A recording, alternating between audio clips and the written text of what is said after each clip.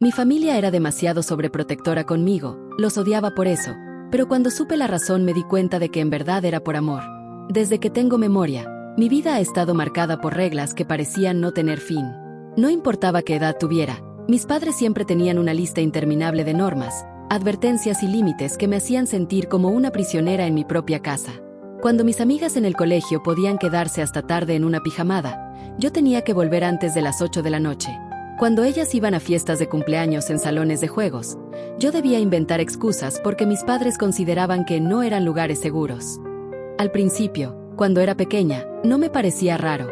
Crecí pensando que era normal tener unos padres tan estrictos, que cualquier cosa en la calle podía ser una amenaza y que el mundo estaba lleno de peligros invisibles. Pero a medida que fui creciendo, empecé a notar que yo era la única en mi grupo de amigos que vivía con esa burbuja de protección exagerada.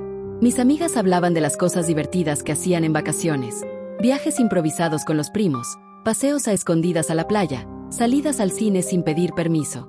Yo, en cambio, pasaba mis vacaciones encerrada entre las paredes de casa, con un horario vigilado y un teléfono que sonaba cada 20 minutos y llegaba a estar fuera más de lo habitual. La rabia comenzó a crecer dentro de mí. Era como si mi familia no confiara en mí, como si pensaran que no era capaz de cuidarme sola, incluso ya siendo adolescente. A los 17 años, me trataban como a una niña de 5. Si salía a comprar algo a la tienda de la esquina, mi madre iba conmigo. Si un compañero de clase me escribía un mensaje, mi padre lo revisaba por precaución. Y si yo intentaba rebelarme, me recordaban que todo era por mi bien. Por tu bien. Esas 3 palabras se convirtieron en una especie de prisión invisible. No puedes ir sola, es por tu bien. No puedes aceptar invitaciones, es por tu bien. No puedes salir de viaje escolar, es por tu bien. Cada vez que escuchaba esa frase, sentía que mi libertad se reducía un poco más, que mis alas eran arrancadas antes de poder siquiera extenderlas. Empecé a odiarlos. Sí, odiar es una palabra fuerte, pero es lo que sentía en ese momento. Odiaba a mis padres, odiaba a mis hermanos mayores por vigilarme como si fueran mis guardias, odiaba la manera en que todos parecían estar de acuerdo con tratarme como a una criatura indefensa. Con el tiempo, desarrollé una especie de resentimiento silencioso. No les gritaba ni me rebelaba abiertamente, porque eso solo provocaba más reglas y más vigilancia. Pero por dentro, cada vez que veía a mis amigas subir fotos en redes sociales disfrutando de una libertad que yo ni soñaba, me hervía la sangre. Recuerdo un día en particular, cuando tenía 16 años. Mis compañeros de curso habían planeado ir al cine a ver una película de terror que estaba de moda. Yo pasé toda la semana rogándole a mis padres que me dejaran ir. No era un plan peligroso.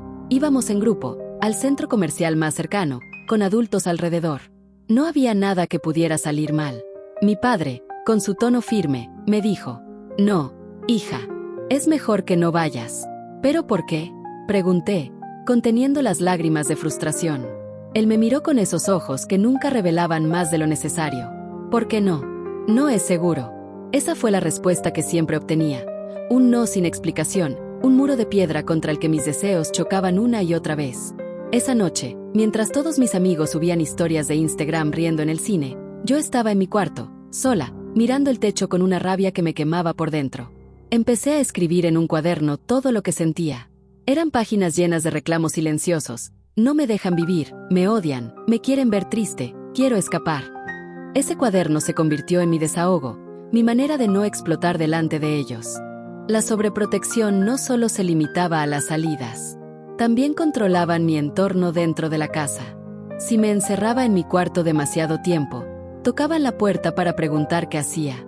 Si quería dormir con la puerta cerrada, insistían en dejarla entreabierta. Si quería escuchar música con audífonos, me pedían que no subiera tanto el volumen porque necesitaban escucharme por si pasaba algo. ¿Qué podría pasarme aquí, en mi propio cuarto?, pensaba con desesperación. Lo más extraño era que ni siquiera mis amigas entendían lo que vivía. Cuando trataba de explicarles lo estrictos que eran mis padres, me decían cosas como: «Bueno, al menos te quieren mucho. Deberías agradecer que se preocupen. Mi mamá ni me pregunta dónde estoy».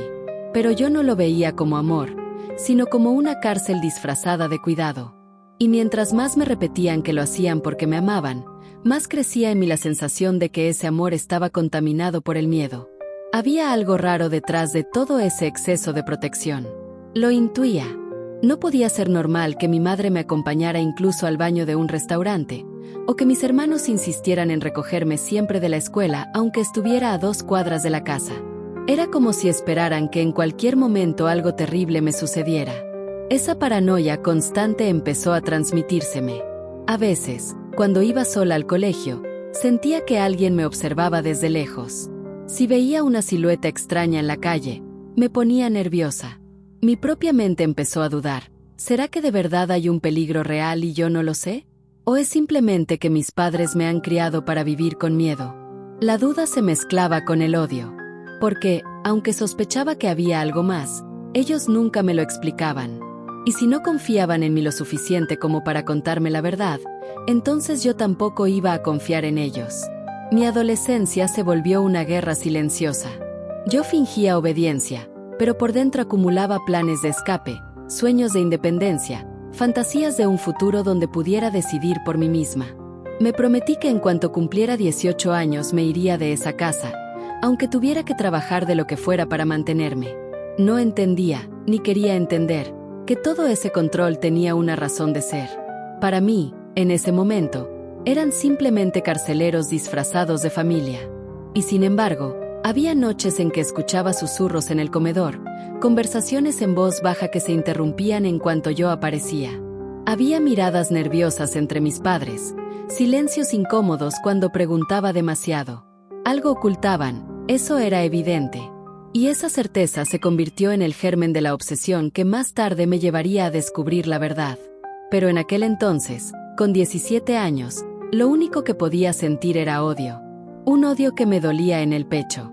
Un odio que me hacía pensar que mi familia no me quería, que lo único que deseaban era mantenerme atada a una vida que no era mía.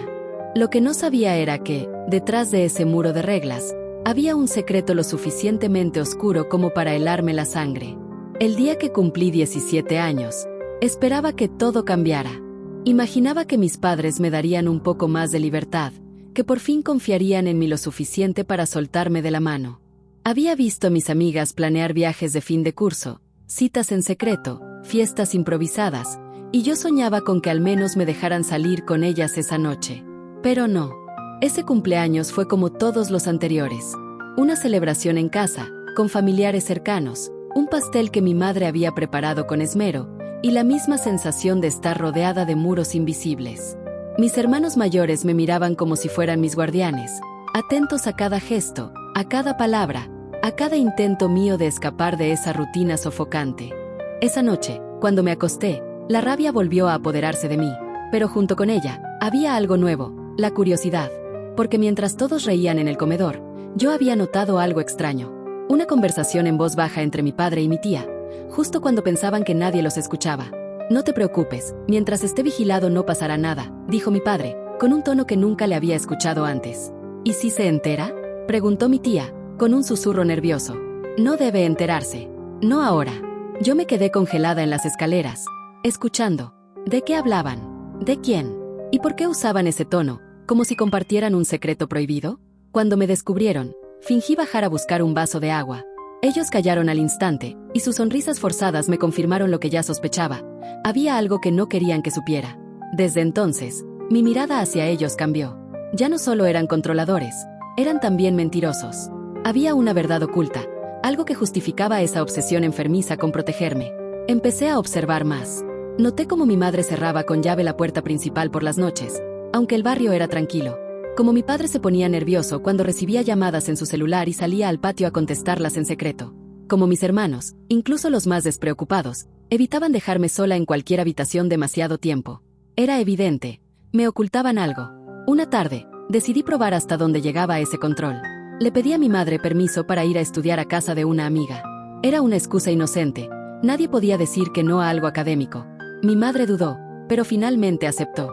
Sin embargo, 15 minutos después de llegar a casa de mi amiga, el teléfono sonó. Era mi hermano, preguntando dónde estaba, con quién y si podía pasar a buscarme. No me lo creí. ¿Cómo podían vigilarme de esa manera? Ni siquiera había pasado media hora.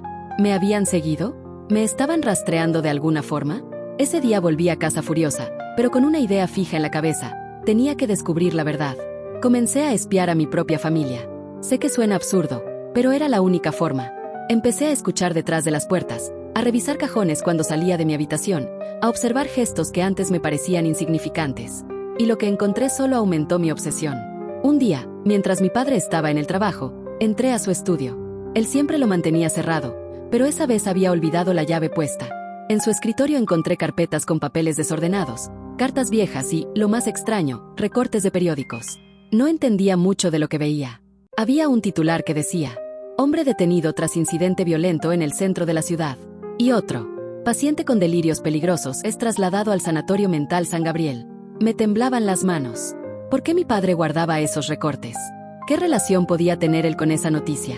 Antes de que pudiera seguir leyendo, escuché pasos en el pasillo y tuve que devolver todo a su lugar. Pero ya no había marcha atrás.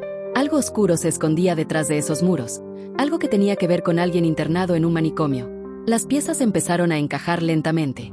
Una noche, mientras cenábamos, mi abuela, que siempre había sido la más distraída de la familia, mencionó un nombre que nunca antes había escuchado: Esteban. Pobrecito Esteban, dijo suspirando. Si no fuera por sus delirios, sería un hombre normal. El silencio fue inmediato. Todos la miraron con furia, como si hubiera cometido una traición. Mi madre apretó su mano debajo de la mesa, obligándola a callar. Yo fingí no darle importancia, pero en mi mente ese nombre brillaba como una alarma. ¿Quién era Esteban?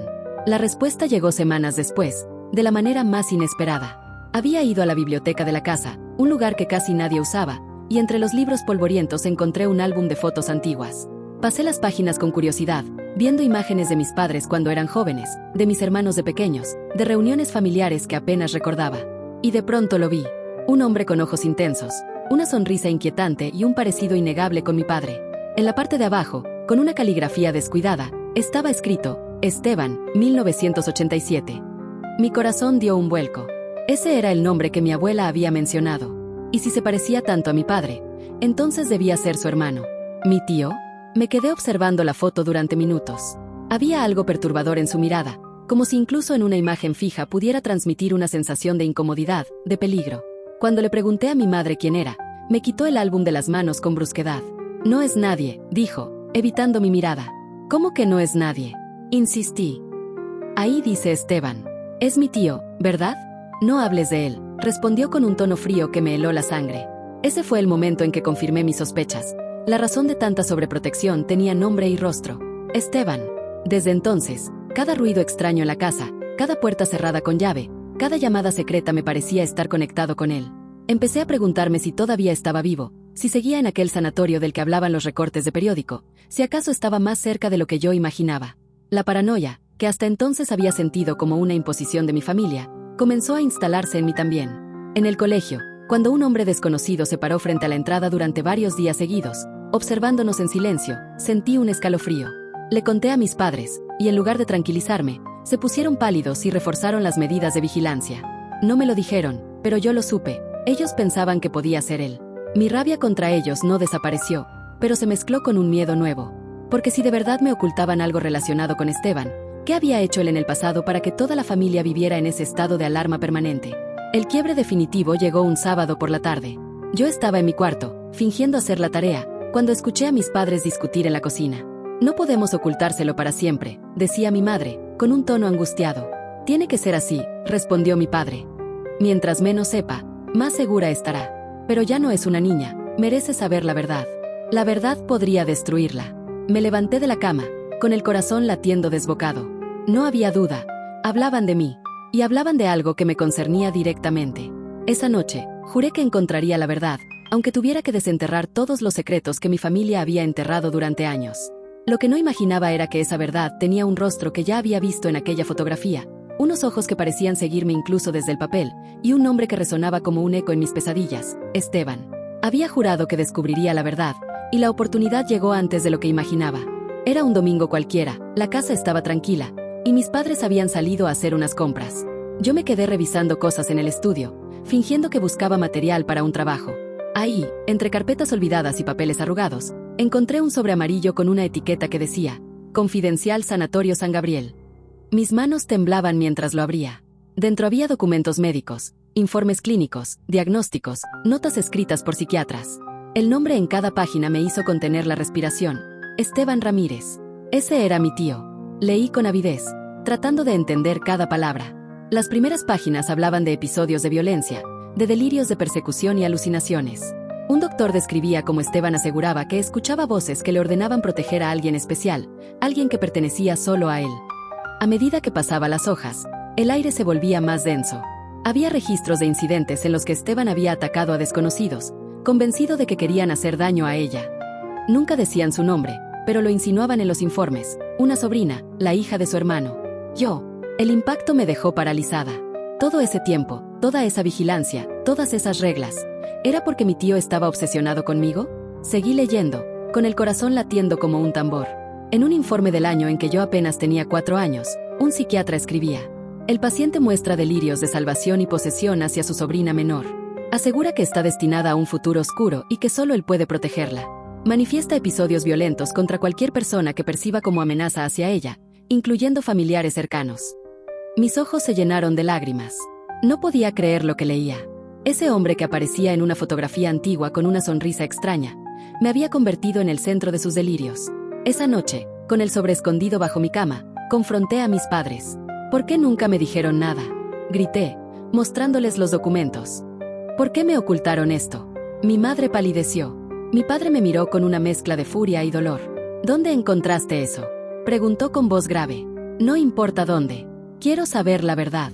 El silencio duró varios segundos que me parecieron eternos. Finalmente, mi padre se sentó en la mesa y hundió la cara entre sus manos. Está bien. Ya no tiene sentido seguir ocultándolo. Y entonces lo supe todo. Esteban era su hermano menor. Desde joven había mostrado signos de inestabilidad, cambios de humor, obsesiones extrañas, arranques de violencia sin razón aparente. Sin embargo, la familia lo había protegido, fingiendo que era solo temperamental. Todo empeoró cuando yo nací. Según mi padre, Esteban empezó a obsesionarse conmigo desde el primer día que me vio. Decía que yo era la elegida, que tenía una misión especial en este mundo y que él era el único que podía salvarme de quienes querían hacerme daño. Al principio eran solo palabras, pero pronto se transformaron en actos inquietantes. Se aparecía en la casa sin previo aviso, pedía cargarme aunque yo llorara en sus brazos, me susurraba cosas incomprensibles al oído. Mi madre, aterrada, intentó mantenerlo alejado, pero mi padre siempre lo justificaba, pensando que eran rarezas pasajeras. Hasta que ocurrió el primer incidente. Yo tenía 3 años. Una tarde, mientras jugaba en el jardín, Esteban me levantó en brazos y empezó a correr hacia la calle, gritando que tenía que llevarme a un lugar seguro antes de que ellos vinieran. Mi madre corrió detrás de él, histérica, y fue necesario que 2 vecinos lo detuvieran a la fuerza. Ese día decidieron internarlo por primera vez. Los años siguientes fueron un ir y venir de recaídas. Esteban parecía mejorar con los tratamientos, pero siempre regresaban los delirios. Y siempre giraban en torno a mí. Cuando yo tenía 6 años, se escapó del sanatorio y apareció en la puerta de mi colegio. Los profesores lo detuvieron antes de que pudiera acercarse, pero lo recuerdo vagamente. Un hombre alto, con ojos desorbitados, gritando mi nombre mientras la policía lo arrastraba. Mis padres decidieron entonces que la única manera de protegerme era vigilar cada paso que daba. Por eso no me dejaban salir sola, por eso me acompañaban a todas partes, por eso jamás me contaron la verdad. Temían que, si lo sabía, yo misma lo buscara por curiosidad. Mi hermano mayor, Andrés, tomó la palabra esa noche. No entiendes lo que era vivir con él, me dijo. Siempre hablaba de ti, incluso cuando estabas lejos. Decía que tú eras su razón de existir, que nadie más podía cuidarte. Mamá y papá han hecho todo esto porque saben que, si Esteban vuelve, irá directo a ti. Sus palabras me atravesaron como un cuchillo. Todo lo que había odiado durante años, todas esas cadenas que yo veía como un castigo, eran en realidad un escudo.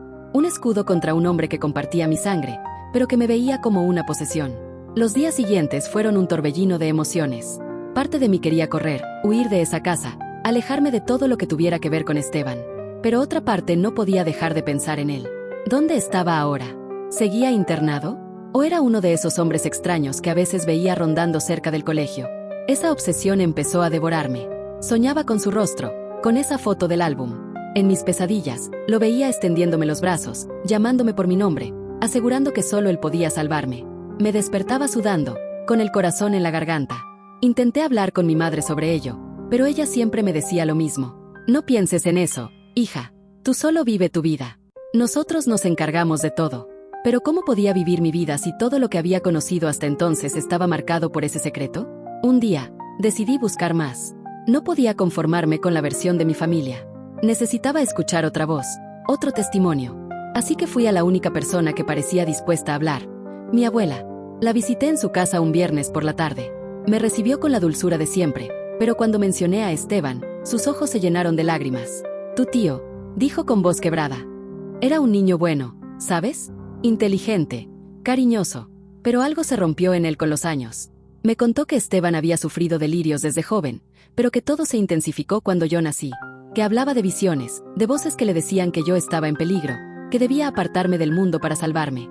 Él no es malo, mi niña, dijo mi abuela, acariciándome la mano. Solo está enfermo, pero tu familia hace bien en cuidarte, porque para él, tú eres su obsesión. Esas palabras se me quedaron grabadas. No era odio lo que lo movía, ni siquiera violencia gratuita. Era una obsesión enfermiza disfrazada de amor. Esa noche comprendí algo que me heló la sangre. Si Esteban alguna vez lograba salir del sanatorio, vendría a buscarme. No importaba el tiempo que pasara, no importaba cuánto tratara mi familia de esconderme. Para él, yo era el centro de todo. Y por primera vez en mi vida, entendí por qué mi familia me trataba como a una prisionera. Porque afuera, en algún lugar, había alguien esperando el momento oportuno para reclamarme como suya. Los días después de descubrir la verdad se volvieron extraños. Era como vivir en una realidad paralela. Todo lo que había odiado de mi familia, de pronto tenía una explicación. Sin embargo, eso no lo hacía más fácil de aceptar. Por un lado, sentía una culpa enorme. Me dolía recordar todas las veces que había escrito en mi cuaderno que los odiaba, todas las lágrimas que derramé creyendo que me querían ver prisionera, todas las veces que pensé en escapar. Por otro lado, no podía dejar de sentir miedo, porque la verdad me había abierto los ojos. Si mi tío Esteban seguía vivo, si su obsesión no había terminado, entonces mi vida nunca sería realmente mía. Una semana después de aquella conversación con mi abuela, algo sucedió que lo confirmó. Esa tarde estaba regresando del colegio, acompañada por mi hermano Andrés. Mientras caminábamos por la calle, sentí que alguien nos observaba. No era la primera vez, pero esa vez fue distinto. Lo sentí cerca, demasiado cerca. Me giré y lo vi. Un hombre de cabello desordenado, barba crecida y ojos intensos me miraba desde la esquina. No me conocía, y sin embargo, su mirada me atravesó como si supiera todo de mí. No gritó mi nombre ni se movió, solo me observaba, inmóvil, con esa intensidad que parecía traspasar la piel. Mi hermano también lo notó. Me tomó del brazo con fuerza y aceleró el paso. No mires atrás, me dijo con un tono que nunca le había escuchado. Yo no necesité confirmación. Sabía quién era. No lo había visto en persona desde que era una niña, pero lo reconocí al instante. Esteban. El miedo me paralizó. Sentí que las piernas me temblaban y que el aire se volvía pesado en mis pulmones. No dije nada hasta llegar a casa, pero mi hermano sí. Le contó a mis padres lo que habíamos visto, y el pánico se instaló en el ambiente. ¿Cómo supo dónde estaba?, preguntó mi madre con la voz quebrada. Lo habrán dejado salir, respondió mi padre, con rabia contenida. O se escapó otra vez. Esa noche fue un caos. Cerraron todas las ventanas con llave, revisaron varias veces que las puertas estuvieran aseguradas, y decidieron que durante un tiempo no saldría sola ni siquiera al colegio. Y yo no pude dormir. Su mirada me perseguía. Era como si aún estuviera parado en la esquina, esperando, con una paciencia enfermiza, el momento adecuado para acercarse. Los días siguientes fueron una mezcla de paranoia y resignación. Empecé a entender, de verdad, lo que significaba vivir con miedo. Cada ruido en la noche me hacía despertar, cada sombra en la calle me parecía un presagio, cada rostro desconocido me recordaba al suyo. Y en ese torbellino de emociones, comencé a ver a mi familia de otra manera. Mi madre, que siempre me sofocaba con preguntas, ahora la veía temblar al preparar la cena, como si cada sonido de la calle fuera una amenaza. Mi padre, que siempre me decía no con frialdad, ahora lo entendía. No era dureza, era desesperación por mantenerme a salvo. Y mis hermanos, que parecían mis carceleros, en realidad eran mis guardianes. Ellos habían cargado con ese secreto para que yo pudiera crecer sin miedo. Y aunque su método me había parecido cruel, su intención había sido siempre protegerme del monstruo que compartía mi sangre. Una noche, mientras cenábamos en silencio, decidí hablar. Lo entiendo ahora, dije con voz baja. Entiendo por qué lo hicieron. Mis padres me miraron sorprendidos. ¿De qué hablas, hija?, preguntó mi madre. De todo, de las reglas, de la vigilancia, de las veces que me dijeron que era por mi bien. Yo pensaba que me odiaban, que querían controlarme, pero ahora sé que era por amor. Las lágrimas corrieron por mi rostro sin que pudiera detenerlas. Mi madre se levantó de inmediato y me abrazó con fuerza. Nunca fue odio, mi niña. Todo lo contrario. Hemos hecho todo lo posible para mantenerte a salvo, aunque eso significara que tú pensaras lo peor de nosotros. Mi padre también se acercó y puso su mano sobre mi hombro. Si supieras lo que hemos tenido que hacer para mantenerlo lejos. Yo los miré a los ojos y, por primera vez en muchos años, no sentí rabia. Sentí gratitud. El miedo a Esteban nunca desapareció por completo. Incluso ahora, mientras escribo estas palabras, sé que en algún lugar podría estar pensando en mí, soñando con protegerme a su manera enferma. Pero ya no me siento sola. Ahora entiendo que mi familia no eran carceleros, sino murallas. Que cada regla, cada límite, cada no era un ladrillo más en la fortaleza que construyeron alrededor de mí. Que el amor, aunque a veces se disfrace de cadenas, sigue siendo amor cuando su intención es proteger. Con el tiempo, aprendí a vivir con esa verdad. No puedo cambiar lo que pasó, ni borrar los años en los que odié a mi familia. Pero sí puedo honrar su sacrificio reconociendo que, sin ellos, yo habría caído en las manos de Esteban. Hoy, cuando miro hacia atrás, ya no veo una prisión. Veo un refugio. Y aunque me duele saber que mi vida estuvo marcada por el miedo desde el inicio, también sé que ese miedo nunca me venció gracias a ellos. Porque sí, mi familia era demasiado sobreprotectora conmigo. Y sí, los odié por eso. Pero cuando supe la razón, me di cuenta de que en verdad era por amor.